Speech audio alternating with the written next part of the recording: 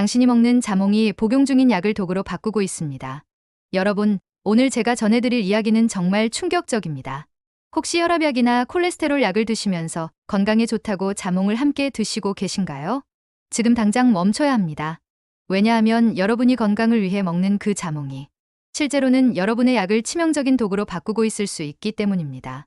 이런 중요한 건강 정보를 놓치지 않으시려면 지금 바로 구독 버튼과 좋아요 버튼 눌러주시고 알림 설정까지 해주세요. 여러분의 건강과 생명을 지킬 수 있는 정보들을 계속해서 전해드리겠습니다. 그럼 이제 자몽이 어떻게 우리 몸에서 약을 독으로 바꾸는지 쉽게 설명해 드리겠습니다. 최신 연구 결과에 따르면 자몽 한 개나 자몽 주스 한 컵만 마셔도 우리 몸의 약물 처리 시스템이 완전히 망가집니다.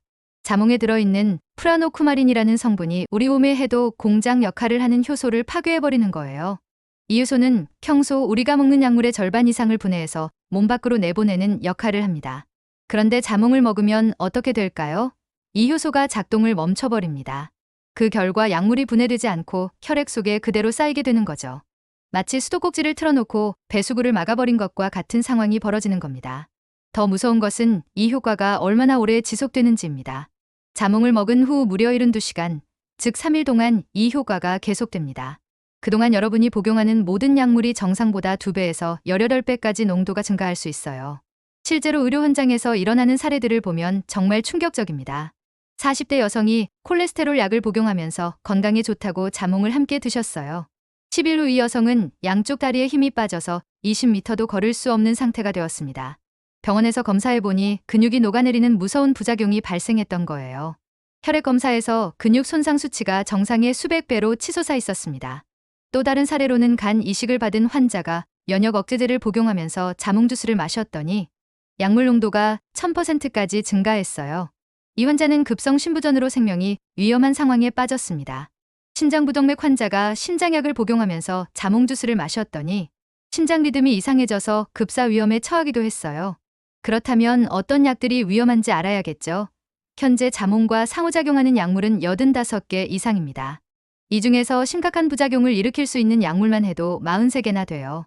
그리고 매년 평균 6개 이상의 새로운 약물이 이 위험 목록에 추가되고 있습니다. 가장 위험한 약물들을 말씀드릴게요. 혈압약 중에서는 펠로디핀, 니페디핀 같은 약들이 특히 위험합니다. 자몽과 함께 복용하면 혈압이 급격히 떨어져서 실신할 수 있어요. 콜레스테롤 약 중에서는 심바스타틴이 가장 위험해요. 자몽과 함께 먹으면 근육이 녹아내리는 무서운 부작용이 발생할 수 있어서 신장 손상이나 심지어 사망에 이를 수 있습니다.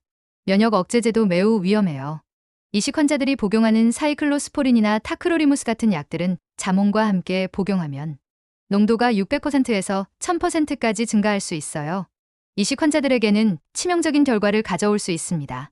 많은 분들이 아침에 자몽을 먹고 저녁에 약을 먹으면 되지 않나요? 라고 묻는데요. 이것은 매우 위험한 착각입니다. 자몽의 효과는 72시간까지 지속돼요. 월요일에 자몽을 먹으면 목요일까지 영향을 받는다는 뜻이에요. 더 놀라운 것은 자몽 주스를 3일 동안 마신 후 콜레스테롤 약을 복용하면 약물 농도가 330%까지 증가한다는 연구 결과예요. 심지어 12시간 후에 복용해도 90%, 24시간 후에도 200% 증가합니다. 이런 이유로 의사들은 자몽과 상호작용하는 약물을 복용하는 환자들에게 완전히 금지할 것을 권합니다. 또 하나 중요한 점은 자몽의 위험성이 생과일에만 국한되지 않는다는 거예요. 자몽 주스는 물론이고 자몽 성분이 들어간 마멀레이드, 과일 펀치, 일부 탄산음료도 마찬가지로 위험합니다. 심지어 자몽 추출물이 들어간 건강보조 식품까지도 주의해야 해요. 또한 자몽과 비슷한 감귤류들도 위험해요. 세빌 오렌지, 포멜로, 일부 라임.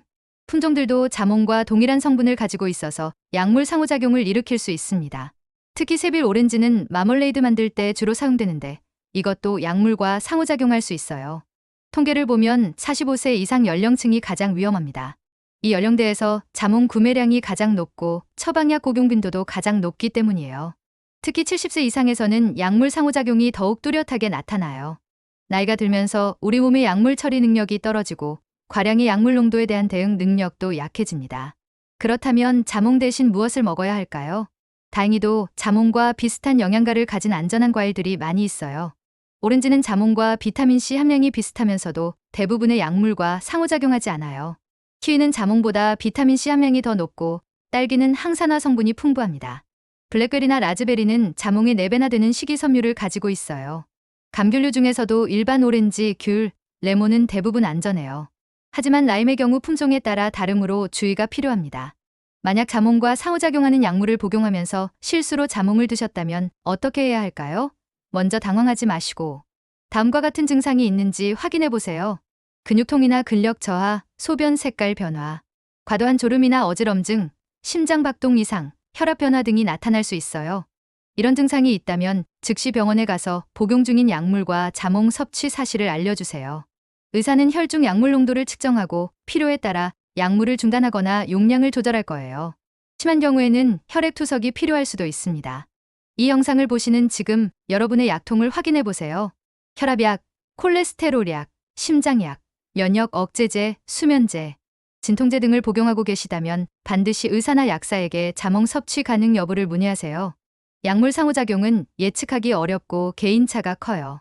어떤 사람은 별다른 증상이 없을 수도 있지만 다른 사람은 생명이 위험할 수도 있어요. 그러므로 확실하지 않다면 완전히 피하는 것이 가장 안전합니다.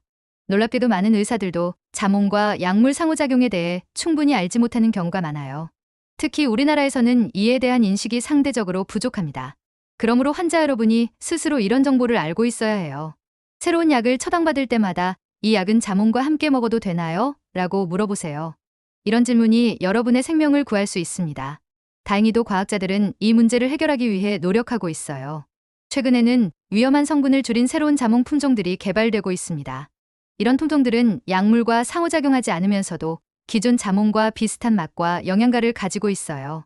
또한 인공지능을 활용한 약물 상호작용 예측 시스템도 개발되고 있어서 앞으로는 더 정확하고 안전한 약물 사용이 가능할 것으로 기대됩니다.